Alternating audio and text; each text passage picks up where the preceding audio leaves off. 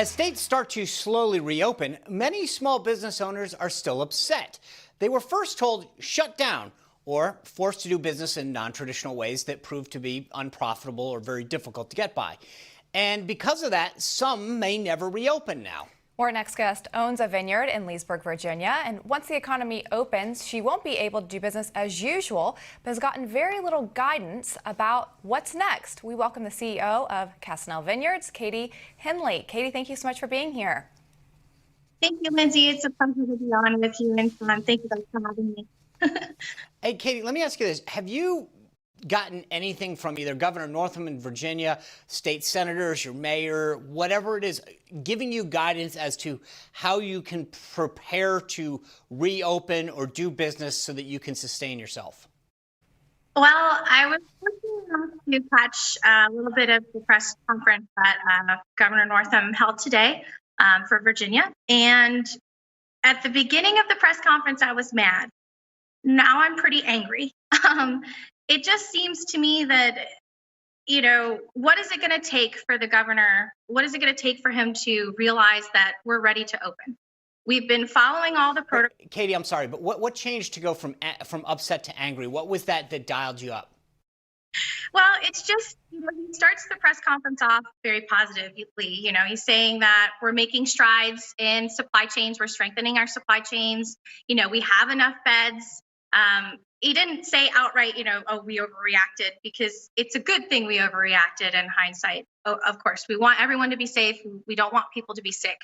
But the big problem here is that it's been 2 months. At most, he can say, wash your hands.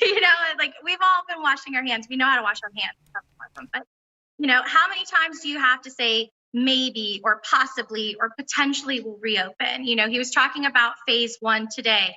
We should be over that by now. Like, if we're going to try to make money and try to survive, we have to be in phase 2 by now. So it would be really nice for the governor to start talking about how we're going to bring our economy back and how we're going to get small businesses running again. I would like to see him talk a little bit more than that, more on that, and more about what the phases entail, more so than just cleaning our facilities and washing our hands.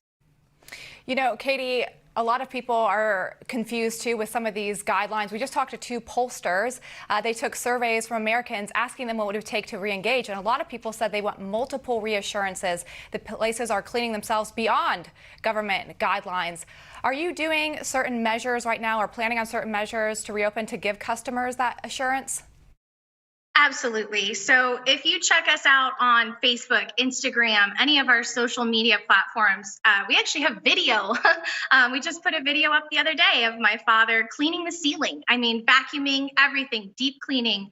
We're trying to show our audience, especially our loyal customers, that we are doing everything we can to be completely compliant with what the CDC recommends, also with what the governor recommends for Virginia. So again, at what point are we going to move past this preliminary, what do we need to do to reopen? Curbside. So what are you getting? Is the government giving you, is the Commonwealth of Virginia giving you guidelines and saying, if you can do this, you can get ready to reopen? What are they telling you or not? They're basically telling us to prepare to get ready. That's how I'm taking it from the press conference today, is that, we're putting the phases in place to make sure that everyone's compliant. That's what I'm getting from the government. The only thing I've actually gotten from the government to help was the $1,200 check from President Donald Trump to help me pay my bills. But could you reopen today if the governor said, as long as you can do it, are you prepared to open today in a way that's, for lack of a better word, responsible? Absolutely. So back in March, when all of this happened, Castanel was actually one of the first wineries to close our doors to the public. So actually March 15th, I believe that was a Sunday, we decided, out of respect to our customers, out of our respect to our customers' health and to our staff as well, we don't want to get sick. We decided we're going to adhere strictly to Executive Order 53. We're not going to open our doors to the public, but we will do curbside. We will do delivery. Okay, so that was March 15th. Fast forward to today, May 4th. What has changed for us? The government is not giving us the needs, the means to open. They keep saying, oh, well, you have to, be aware of your customers and be aware of the problem, wear your mask, wear your gloves. Okay, well, what's the next step? What is it going to take for the governor to sit there and say, what do you need as a small business? What do you need to reopen? And I think it's the trust from the government and the trust from our customers that we will do our due diligence to make sure that everything is proper for when we reopen.